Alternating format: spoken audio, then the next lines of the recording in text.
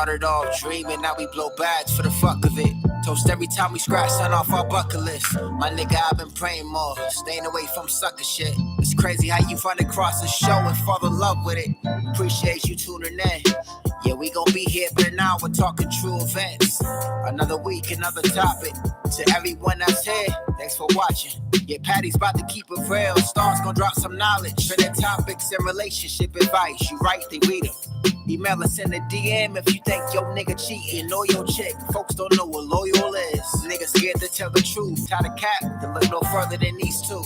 Got opinionated views, but still we gotta state the facts. I done heard a lot of other niggas shows and I'ma pass. And every time they hear they can do everything they have, shit. What more can you ask? These two the perfect match. Run it back. Now mark it in your calendar. Don't miss this broadcast. Tonight we live. Don't be in the comments fucking up no vibes. And when other shows copy us, let's all laugh. They say it's flattery, but nah, fuck your podcast. Thank you. All right. Thank you. That's my favorite song all year, every year. I'm about to I'm gonna redo it, but I'm gonna say the words.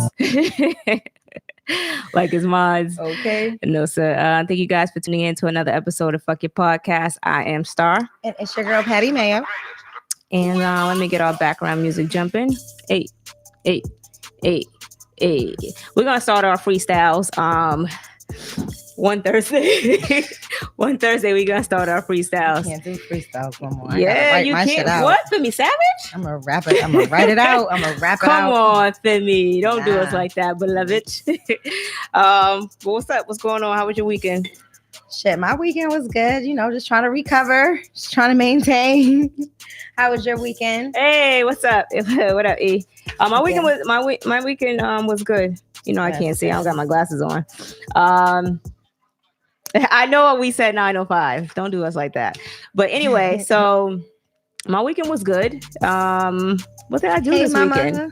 Oh, I was sick. Oh, you guys. We were in recovery. Wait a minute. We were in this together. So Yo, first of all, I didn't want to be in recovery with this bitch. Let me explain something to y'all. So y'all know last week Patty was sick, right? So apparently she thought that it was okay to come over here and spread her germs. And I was sick the whole fucking week. She was sick before I got here. No, I was not. She was. Yo, I was it coming. She knew something was on. No, she just didn't know it was me. Yo, I was completely I was sick, and this week I was not feeling good. I think I started feeling better on Tuesday. Yeah. I forgot when I started feeling better. Yeah, probably earlier than I did. Yeah, I'm pretty sure. Yeah, I think I was cool by Sunday. Yeah, I was definitely cool by Sunday. Of course you was. Yeah, the carrier is always feeling better. Yeah, she had that Rona. We thought it was the Corona, but it's not, y'all. Don't play like that. We can't play like that. Yeah, we can't. We gotta take it a little serious. Did have it. Anyway, but he's so stupid. But anyway, so. Let's jump into the topic. So let's jump into this shot. Oh yeah, damn, we didn't even take the shot. Stay playing. You know what it was last week? I thought it was when we did that to the cups. Yeah, I think that's when I got it. No, fuck it wasn't. Cheers. Oh no. Oh. Yo, I just want to say this. That Don Julio that I got from Mexico, that is rude. No, that shit is not Don Julio. That shit is Captain Don Julio. No, it's Juan Senor Don Julio. Yo, that shit is strong as fuck, yo. That's the daddy. Yeah, it is. That's Julio Senior. Fuck that. Senor. Period. What did he say? Niggas had that Rona bite. I will give it to you. Don't play with me. What did Hard Hitter on radio say? Y'all over there. I can't read from over there. Y'all over there.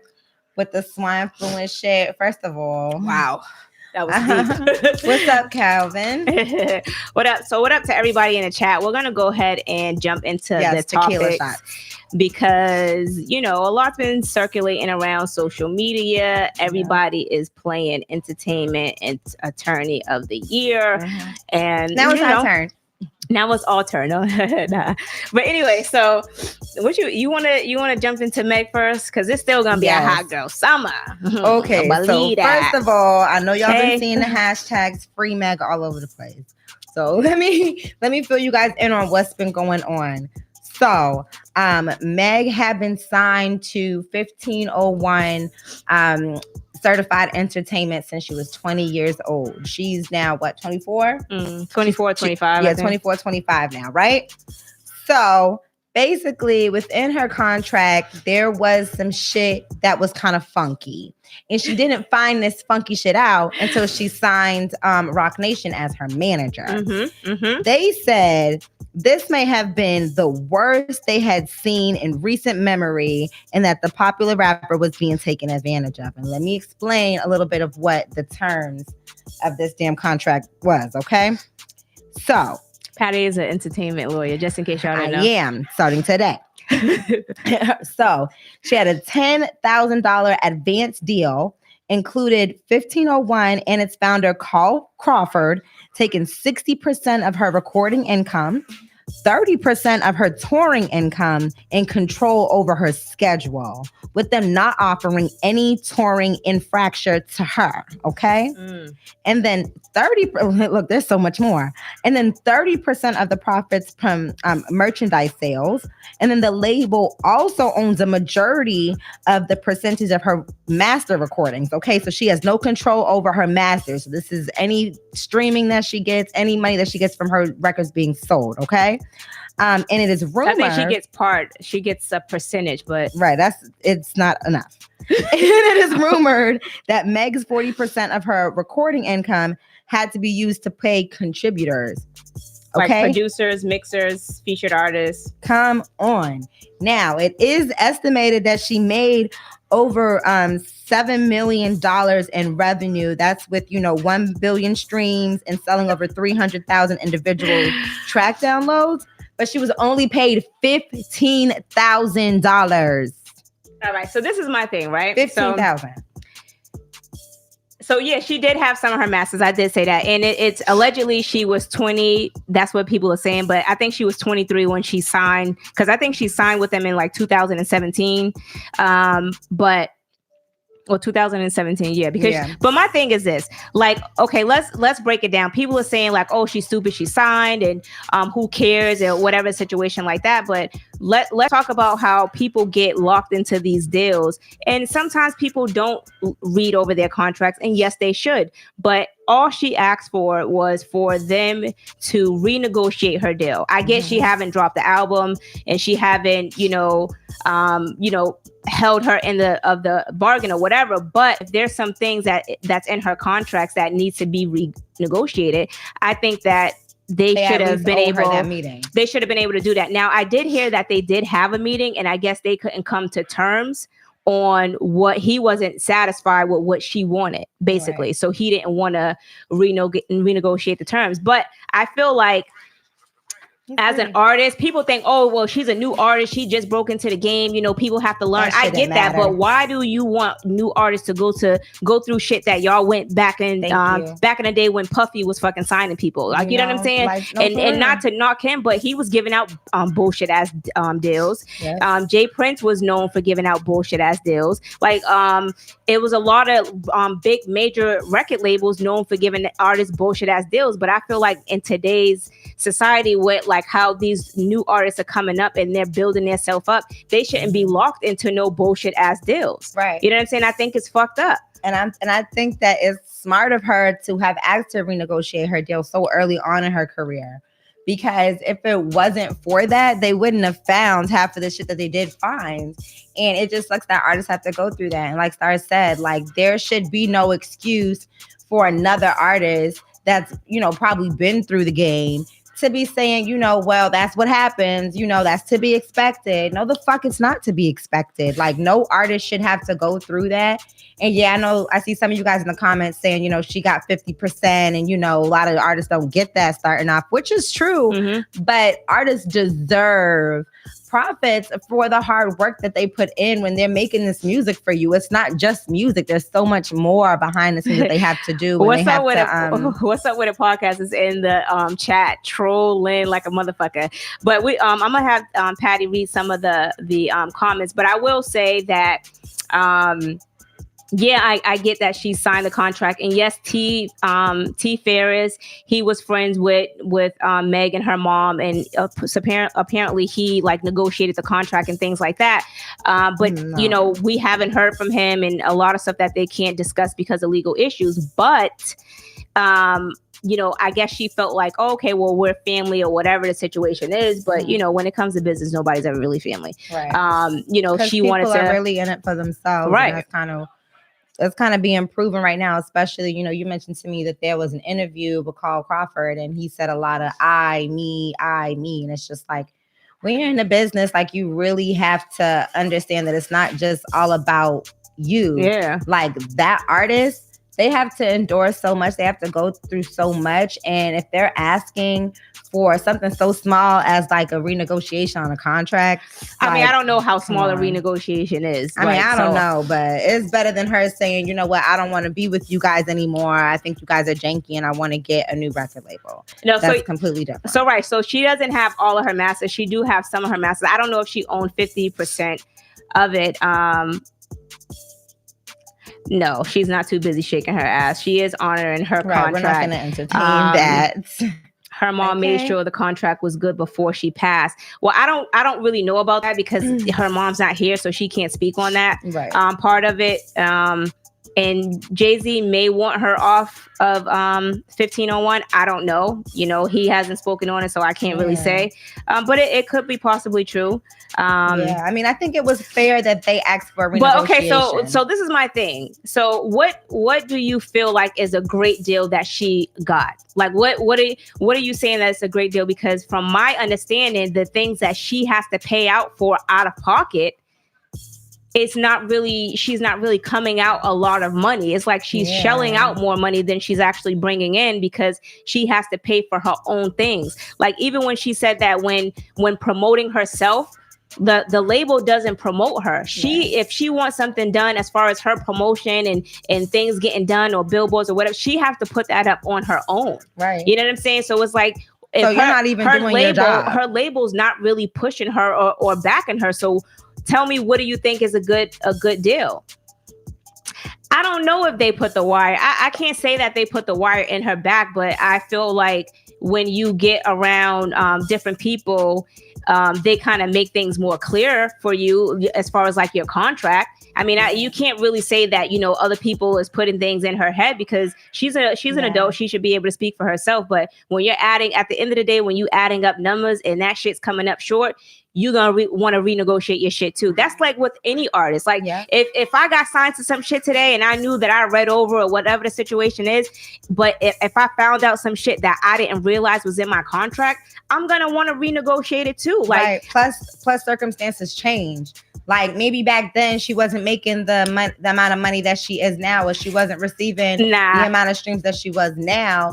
But with her renegotiating that contract, it should be more fair to her in terms of what she's making or what she's receiving, and she should be getting more money. All right, but I think that this is where Stay Pure has it messed up. There would be no Meg Thee Stallion if she didn't sign with them, just a version of her. That's not true. Yo, do you know how many other people was shopping to try to get her? Now, she was already a name in Houston, so I don't feel like just because they're first of all, they're an independent label. So she didn't really start getting her recognition until she signed with that. How about she signed that 360 deal? 1501 they start getting their recognition until this situation happened. So that's when she started getting her recognition. So just because she signed to 1501, that didn't make her where she's at today. Like she already had a buzz. Even P from Quality. What's it that with quality control, whatever that thing is, he wanted to sign her. He reached out to her, but she never responded back to him. And he said he wanted to sign Meg Thee Stallion way before he even signed City Girls. So, I mean, I wouldn't make it seem like that. I I was following Meg, so I know that she was popping. I get that you're in Houston, but her fan base says otherwise. I don't know if you're a Meg Thee Stallion fan or you're with Carl Crawford. Yeah. But I mean, at the end of the day, I don't feel like men, even have the right to comment on what she was doing or who she was doing or whatever the situation was. Like, instead of focusing on her contract, like, no, that has nothing to do with that. We're not going to go and sit here and put this girl down.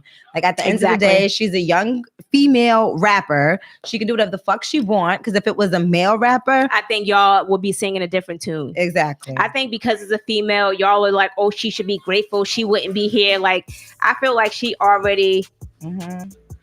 I feel like she was popping. Like, she was already in the cypher era. She was doing her own. She was shooting her own music videos.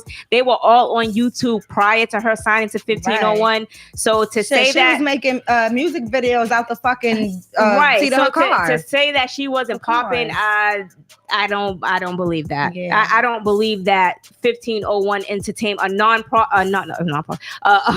independent label, made her, when they're just coming up in the game themselves, and they didn't even have a big artist. Like, Meg is the biggest artist that they have. You know what I'm saying? Right. So, and that's why they're trying to take advantage of her, and that's what we're trying to bring light to. It's not about, her not looking over the contract. It's about the fact that they knew they were taking advantage of her. And now that it's coming to light, they were taking advantage of her. Mm-hmm. They, if they don't want to be dropped completely, then they need to, at least hear what she's asking for and come to some type of fair conclusion. Period. And my thing is, she basically said that she signed the deal. She thought it was a good deal at the time, and it was an independent label, and she figured that being on an independent label would be better. But come to find out, it's not that great. Yeah. It's not that great when she has to come out of pocket for everything. And I think that, to promote herself and, her business, the business deal that she made with 1501, they were supposed to be fully operating as a full production label, being able to promote her and everything. Money. And they wasn't even able to do that. She had to sign another deal with that Lior dude for distribution. So it's just kind of, and then she had to sign with Rock Nation. But I feel like the relationship got sour because earlier in May she became the ambassador of Duce, and then she got a sponsorship with Puma. But when she signed that management deal with Rock Nation, I think that's when the relationship went sour. I don't know what happened between T. Ferris and the dude Carl, but I think that's where the communication lacked, and I think it's being taken out on Meg because, supposedly T. Ferris allegedly went behind his back or whatever and told him that he didn't have to come to the meeting. This is what from Carl saying that he didn't have to come to the Rock Nation meeting.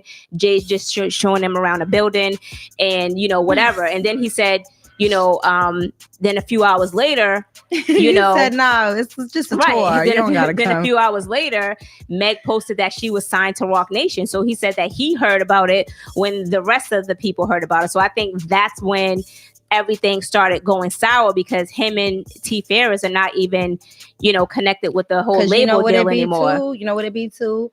Men be so mad at the fact that women outsmart them sometimes. And this was a smart move on her end. It really was. Like, come on. I don't know. Yeah, I don't know. I mean, I would wait and see what comes out. That's just my opinion. But I just feel like, when you work hard and she signed the contract, I get that. But when you work hard, you want to be paid for the things that you're working hard for. And that's just like you fucking, that's just like you in your job. Like you doing all this fucking work.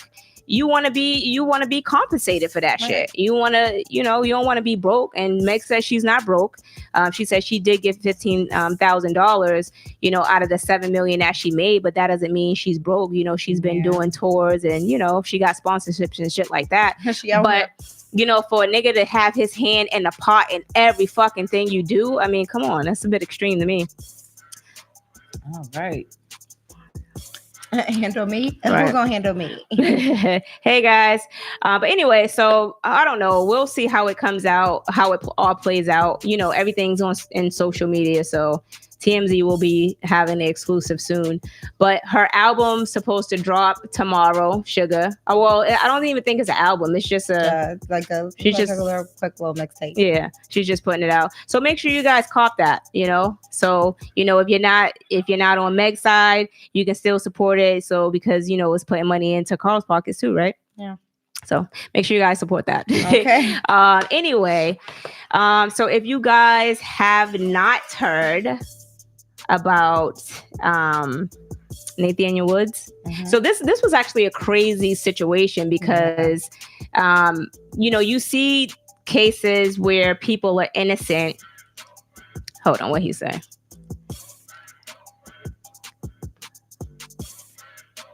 I mean, I don't know how much money he put up. We have to wait and see.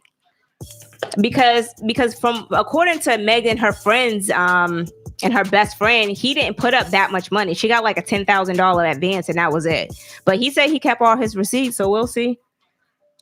We'll see. We can't really see everything on the legal end, but right now it's just he say she say, and they can only speak so much. Right. But I would love to see how it all plays out, though. Right. I definitely would. We'll keep y'all updated if anything. Well, yes. But anyway, so the situation with Nathaniel Woods, you want to go over it?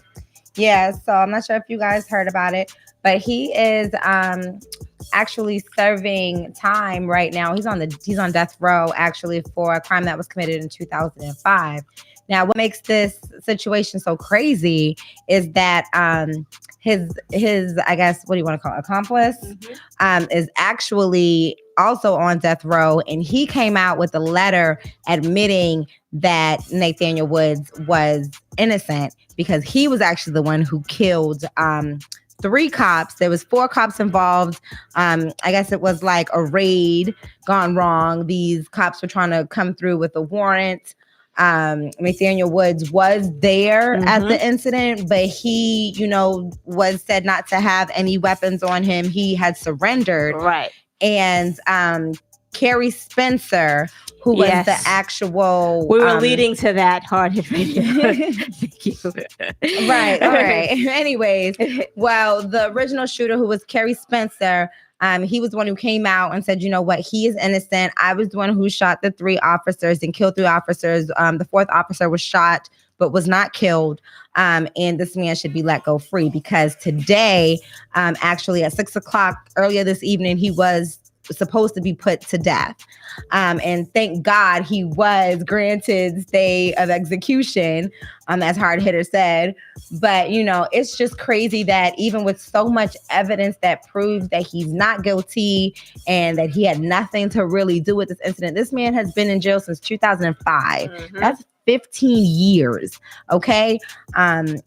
It's just crazy because even with the stay of execution, that's not even all the way granting him clearance. It's not. It's just a delay of this happening to him. And it's really fucked up. A lot of celebrities, a lot of activists have stepped up and they said that this is just wrong. It's an injustice, and it's proving how the system is failing him. Right. And they're saying if they were to put him to death, it would be more harm to the country than if they weren't. I think it's a fucked up situation. Like they try to make it seem like he lured the police in so the other dude can attack the police. But, in Alabama, nothing has really changed down there, and they're very, very very racist down there. Nothing's changed.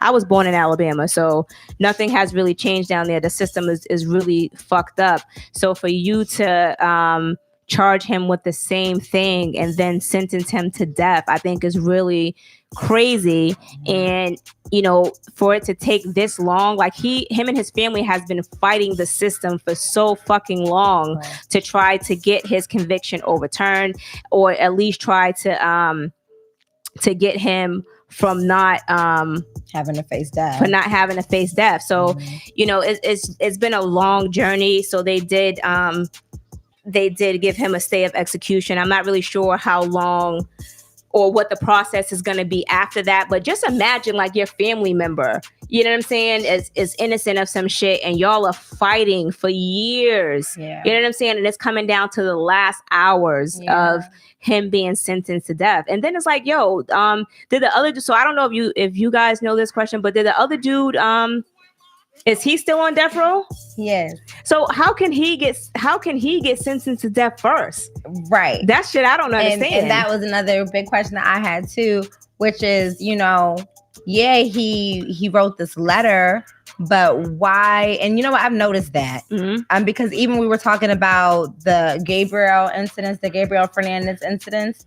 The boyfriend was put to death first before the mother, who was actually making the initial contact with the son. Right. And, you know, she's the mom. So she's responsible for his life. So that kind of hit me too. It's just kind of like, why is it that the accomplice or somebody who has less, you know, involvement in a crime is given the bigger punishment? And I feel like, you know, in this instance, it definitely has a lot to do with race. And it has a lot to do with the people just not fully understanding how the law works. And it's fucked up because when you're in a state like Alabama and you are a Black person, half the time, and it was three white cops. So of course they're seeking death. You know what I'm saying? Hell yeah. And, you know, the reality is half the time, you know, sometimes people just don't know what they have in front of them. Like, they just don't know how to get themselves out of that situation. Yeah. And it was said that I just want to say that I cannot fucking stand Suicide P. I what can't. is Suicide P doing? I can't stand him at all. He said, woo, child. Alabama is tough. But they gave us a Ruben Studdard. So I'm a chill. They gave us one good year, Ruben Studdard, okay? One good 2004 year, okay?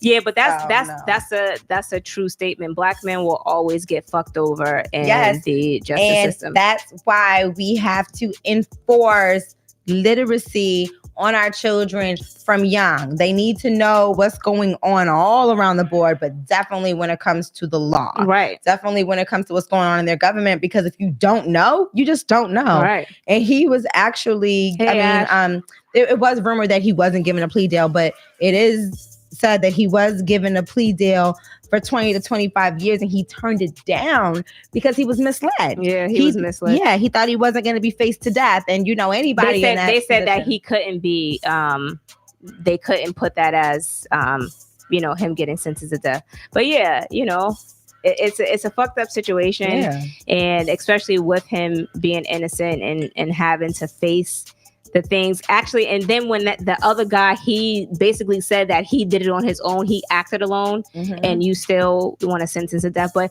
again, that's why we do have to educate our Black men, the Black boys growing up, just in Brooklyn. I think it was in Brooklyn or the Bronx. The cops jumped some Black kid. And he didn't even do nothing. Somebody was recording. I don't know the whole backstory, but somebody was recording and he had his hands up like a taser to him. Right. He's like, I didn't do nothing. So it's like, you know, you have to kind of protect. And it was one of them cruddy cops, you know, the one that don't look like cops, that pull up looking like they want to be Black real bad. Yeah. But with like a little hoodie and some jeans on, just look like a regular person. Right. Like, that shit makes me so scared to have kids in the society because you never know what the fuck a cop is thinking. Like, the fact that you have to train your children to be afraid of white people or white men. But I don't think train them to be afraid. I think you have to train them to be aware, or not even just teach them to be aware of how police are and how the system works and even how to protect yourself. And even that don't work, because you can teach your kids a million times how to respond and how to react in a situation. And in this situation, you can see in the video, the kid was scared shitless. He has his hands up. He's probably just coming from school. Sometimes his backpack on, some candy in his hands. He's just like, what is happening to me right now? That shit is so fucking terrifying and traumatizing to a child. Y'all have no idea. So it just sucks that, you know, this is something that we've been going through for years and it's not gonna stop. And that's another thing that's true too. You do have to keep your kids away from grimy ass, because I see a lot of these young boys in Boston. getting set up by their friends, and you know, it's all these crazy ass hashtags going on in Boston with these young kids dying. It's a crazy scene and a crazy situation. And it don't make it no better that we out here killing ourselves. So use all that same motherfucking energy. I'm not going to say use that same energy, but use that same energy or part of the energy to learn about what the fuck is going on in your government and what's going on around you. So that brings to the whole presidential primary. Like, so did you vote? Know who to vote for? I didn't. Okay. So my thing is this, like, I think like the whole voting thing and people just asking about different politics is sometimes it can be personal, but I think it starts a lot of arguments. But I do feel like, you know, you have to know who you're voting for. But the candidates to me are like super trash. Yeah, they have been trash. And honestly, I've never voted during primaries. But what shocked me this time around was the amount of people that pulled out of the race after the primaries. Bitches. It's cool. You know, they didn't belong. But, you know, it's hard to choose right now, especially, you know, with everything that's going on right now. You want to really be selective of who you decide to put in office. But it's like if nobody is a good candidate, it's like you're basically getting Trump all over again. So Bloomberg, he jumped out of the race. Elizabeth Warren, she dropped out of the race. Did she drop out or did she get scared out? Yeah, she was like, I can't win this. But I guess Bloomberg thought he was going to win about. I think he was going to win over. He thought he was going to win over Trump. Yo, he spent way too much money for his campaign for him to drop out that quick. Billions. But I mean, nobody was gonna really vote for him anyway. But it's just like, you know, why would you even waste your money to do that shit? Right. So I guess he went and he took his money and he's investing it in Joe Biden's campaign, which is cool, whatever. But yeah, she felt Kamala, whatever her name, Harris, she jumped out of the race quick because it was so many people that just wasn't supporting her. Her own people wasn't supporting her. And I don't know. It was a little fakeness behind her. So I just, I don't know. There was a few good candidates that I was really pushing for. So who are you pushing for? Biden right now, you know, I'm gonna be real honest. I like Joe Biden. Do you? I did. You know what it was? It was just like they were like the candidates were trying to be, all of them are garbage, yes, but they were trying to be too down to get the black vote. That's what it was. Like, who was the nigga who was with Juvenile on stage? Like, right. Like it was just like, I did see that. I don't know the whole like it's straight trash. Like, yo, like, do you really have to do all of that shit 2000 to get the black vote though? Like, that shit's trash. It's ghetto. It's mad ghetto. Like, but what I would say is who I am thinking of voting for is Bernie. The reason why I say Bernie is because this motherfucker been trying to run since presidency started. Okay. I feel like this man deserves a chance. Yeah. Okay. Even if he's only here half of his presidency, because he's getting up there, I feel like this man deserves a little something. He deserves a little time. I don't know, man. Sorry, he's been out here trying to be president before we was born. Yeah, but I just feel like they're all trash, though. They're all trash, and it's like at this point, it's like. It's scary. I don't know. It's scary. Trump got all his people coming to the polls, so I hope that, you know, if you guys, you know, don't want Trump in office, like everybody, you know, you do have to get out and vote. Yeah. But, you know, when you're voting, it's like, what are you voting for? Because the candidates that you vote for is not giving you the things that you want. You know what I'm saying? So it's like. Somebody just said that Bernie is a socialist psycho. What does that even mean? Oh my God. You have to pick the lesser of the evil, and that's the shit that it should not have to come down to. You know what I'm saying? Like it always has to come down to that. That's what happened last time when it came down to like Trump and voting for everybody else. Like, you have to vote for the lesser evil. Like it's just like it sucks to have to put yourself in that position. That's why it's always important to vote on a local level as well. Yes. You know what I'm saying? Yes, voting on a local level is important because that's basically what's affecting you more. Yeah. You know what I'm saying? Because of the areas that you're living in, and if you want shit to change in your neighborhood. I'm telling you, it's important to have judges that look like you. It's important to have lawyers that look like you. It's important to have police officers that look like you.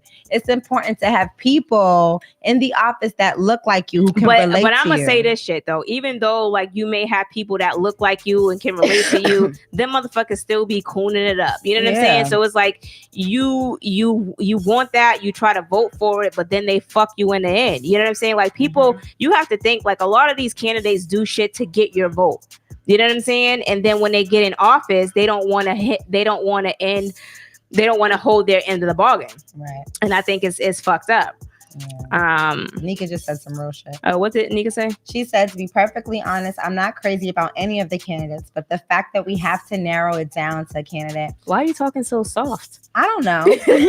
I'm leaning more towards Bernie because Biden isn't really giving anything. I completely agree with you, girl. Like, right. I'm just going to give it to Grandpa Bernie.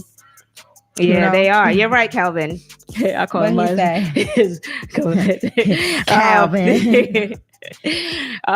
But yeah, they are selected. You're right. You're absolutely right about that. Basically, damn if we do and damn if we don't. Yeah, but a lot of black politicians ain't shit, yo. And a lot of them, again, they don't be wanting to hold up their end of the bargain, Anyway, we're fucked. So wait, I gotta speak on this comment. So are you saying that Obama didn't do anything for us? Well, name 5 things Obama did for us. I just want to know what he didn't do for us. I feel like he gave us some hope. He gave us a little bit of change. He gave us Michelle. I'm fucking with you. He gave us weed. Yo, you're stupid as weed. No, was that implemented before Trump? Okay, no. Yeah, so he gave us change, hope, and Michelle. Thank you. Obama took care of the LGBTQ. Okay, and a few more letters added on. Obamacare fucked us up, though. That's one thing I can't say he did. Obamacare did fuck us up because my health insurance is sky for no reason. You don't even get food stamps. Get the fuck out of here. This nigga said I'm with whoever up food stamps. But a lot of things that you have to kind of take into consideration too. Like I work with a lot of older people, a lot of people that are on Social Security, disability, and with a lot of things that Trump put in place and like other people put in place, these older people are out here fucked up. Yeah. You know what I'm saying? They're losing benefits left and right. Like there's some people that get $800 a month in Social Security and fucking get $16 in food stamps. Like how are you gonna survive a month on $16? Do you know what the fuck market rent is? And you're retired. You don't have a job or you have a disability. And look how you have no other source of income. Look how hard it is to get into these low income housing or the housing for senior citizens. It's hard as fuck to get in those type of houses, especially when you're on, maybe like down south, it might be a little bit easier. I don't know. But when you do get accepted, that shit takes years. You have to be on a waiting list for years. Exactly. When you're in fucking New York and in Boston and just like up north, that shit is hard as fuck to get in those, and these people can barely fucking survive. Right. You know what I'm saying? So it's fucked up. It's a fucked up situation. Local election is really, it is what matters, definitely. But all right, so we'll go ahead and jump into the topics because I was about to get real in my feelings. I was about to get in my feelings. All right, so I definitely wanted to talk about something that What's Up With It podcast had brought up on their episode last week. Okay. I think it was P-Side, the shit talker of the world, aka potty, what he calls Podway. That's what it is. Over it. But he brought up a really great point, and he definitely stood up for the woman when he said this. So he was saying that, don't you hate when people ask you when you go see your family and stuff like, oh, when you gonna have a baby? Especially if you're seeing somebody else with a baby, like, when's gonna be your turn? Oh, you know what I mean? And that's something as a woman that I hate that question. I feel so backed into a corner. I feel so degraded. Like, it's something to me. It feels like rape. If somebody asks me, like, when are you having a baby? Like, your clock is ticking. That feels like rape. Like, you violated me. And I completely agree when he said, I feel so bad for women because as men, he takes it hard. So for women, he could only imagine, like, how bad we feel to get that question. And I want to say it's about time we stop asking women, especially older women, when are you going to settle down and have kids? When are you going to get married and have a family? Mind your fucking business, okay? Because there's a lot of women out here who go through fertility issues and they can't even talk about it. They don't feel comfortable enough to talk about it. And for a family member to put them out on the spot like that should get punched in the face. It's definitely an invasion. Sorry to cut you off. It's definitely an invasion of privacy. I feel like she's right. A lot of people do have issues with conceiving and have different medical issues where it may prevent them or may even make it harder for them to get pregnant. And I feel like it is, a point where we have to kind of mind our business, but kind of take a step back and be like, oh, that it's not my place. Yes. You know what I'm saying? To ask that question. Everybody has a different time. And, another thing that was said is when you ask women these questions, especially if you ask them at a point when they're not ready, then they feel pressured. Yeah. Like, imagine, like, like you're coming home and you're in a family and, like, for instance, my family, everybody in my family has kids. Everybody in my family has kids. Everybody in my family has kids too. You feel me? And I don't. Right. Leave me the fuck alone. Right. Every time I come around, it's like, well, when are you gonna, settle down and get married and have kids and do this? And it's just kind of like, well, what if I don't want to right now? Yeah. What if that's not my focus? Like, that's the issue with people. You also focus on settling down and getting married and having kids. How about settling down and getting a motherfucking bag and building a motherfucking situation for kids to come into before you just automatically assume that somebody just want to up and start a family. Like, not everybody want to start a motherfucking family. Patty is upset. It affected me. I felt raped. I feel raped, y'all. All right, listen. That shit hurts. Let me explain. So I think it's personal, and I think that we all as people should kind of calm down with the situation of asking women and even men, like, when are you gonna have kids? Right. Like, so with me being married, the question is always, oh, when are y'all having kids? When are y'all having kids? But I feel like, if I choose to have kids and tell you guys that I'm pregnant, then that's when the announcement will be made. But until then, you don't have to continue to ask, when am I having kids? I think there's a different way to ask it. Like, especially, like, I just feel like it shouldn't be asked at all. Yeah. Like, if anything, you can be like, well, what are your next plans or steps in life?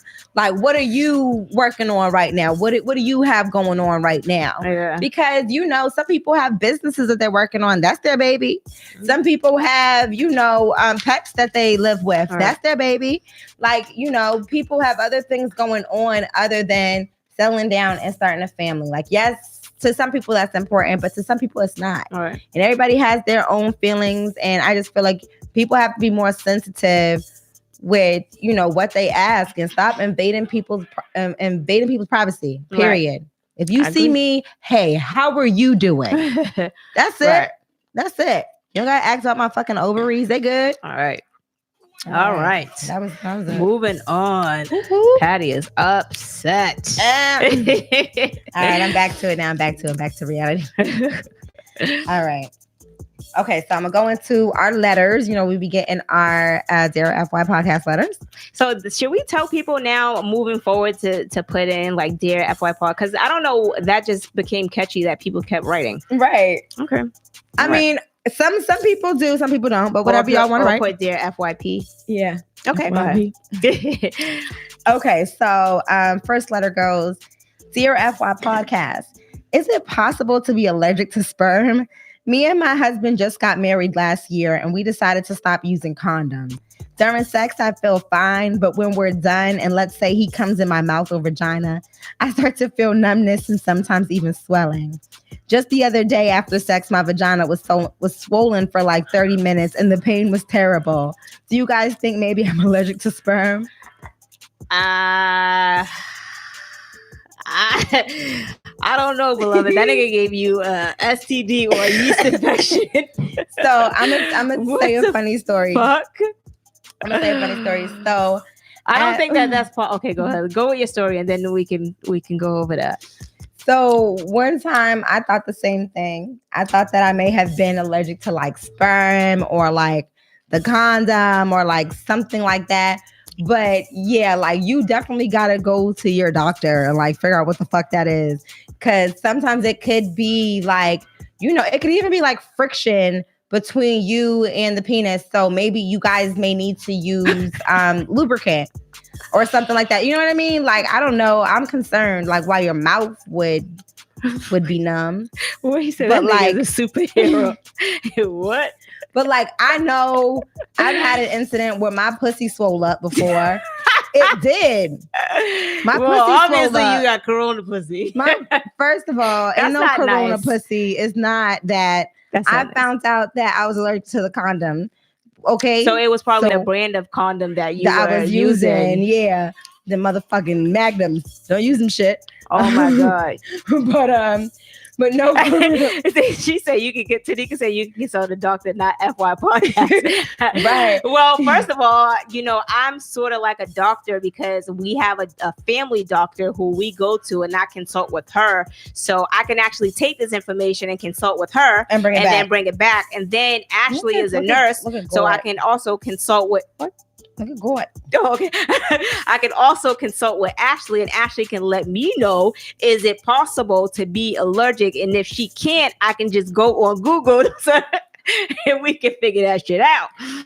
Don't be trying to get our readers, not our followers, not to say that. I'm about to call the family doctor. I'll get right back to you in a second. Yes, please call her. But no, yeah, like in some cases, you use $1 to a condom. That'll do it. Yeah. I don't know. The whole mouth situation got me a little concerned. But just that's super weird though. Yeah. I don't know what to say. I think that you should try to. You might want to go see a real doctor, and he might want to too. Yeah, y'all might need to go to the doctors together and kind of see. Make sure y'all not related. Maybe that's God telling you that that's not what it is. But like maybe y'all bodily fluids don't interact mix together well. So just definitely go to the hospital and get it figured out. Because in some cases, his dick is too big. But I was thinking that. Yeah. But I was saying, like, definitely for your vagina, use some lubricant or something. Because if it doesn't hurt during sex, then. Sorry, Tanika, you're being very, very haterish. Yes, there's an MD behind my name, bitch. I just wrote it, bitch. You know where? Fuck you talking about MD, little bitch. All right. That doesn't matter, doctor's handwriting. It is. You a doctor for real. And look how I write. Bitch, who am I? What does that say? Who am I? A doctor. Bring it in. Because we don't know what the fuck that says. That's a scribble. but yeah, definitely you have to be very careful with your vajayjay. Yeah. Like she's very special and you don't want to ruin her. Right. But then her mouth swole up. So you guys the mouth thing is concerning me. You guys just need to go have a visit with the doctors. He needs some water or some fucking antibiotics or one of, both. Is he drinking water? Yeah. I don't know. All right. All right. What else? We gotta go on to the next one now. I'm sorry, I don't have no sports this week. I forgot. You have to, Patty. I'll say the next one in the accent. How about that? No, because I don't understand. You don't understand me? Accent? Wow. Oh, you gotta learn it. Okay. All right. So, hey, Star and Pat. Oh, I can't hear myself. Hey, Star and Patty, I'm a 31-year-old woman and I have never been in a serious relationship. I'm pretty sure I know why I can't settle down, and it's actually what brought me to write you both. So since doctor's in the building. Hey, Dr. James, we were just talking about a girl who said that she thinks she's allergic to sperm. Now, is it possible to be allergic to sperm? She said that she got married, her and her husband. Sorry to cut your thing off. No, we got a doctor. But the doctor just said she was in the building. She said that, she, I guess drunk his kids. They had sex without a condom, whatever. Her mouth was numb. And her vagina was swollen. Is it possible to be allergic to sperm? So we're gonna let the doctor answer that while Deneva continue with the question. The next question. Yes. All right. So, hey, Star and Patty, I'm a 31-year-old woman and have never been in a serious relationship. I'm pretty sure I know why I can't settle down, and it's actually what brought me to write you both. So, since I could remember, I've loved sex. I've slept with a lot of men and even some women, and it's something I crave. I want desperately to have a real relationship, but I just can't turn down sex. Every date I've been on has led to sex, and even in a relationship, I crave to try others. I'm never alone, but I'm not sure I can do a real relationship because of this. How can I tell if this is just who I am or if this is triggered by me never really feeling loved? I just think that you like to take your pussy on tour, and I think that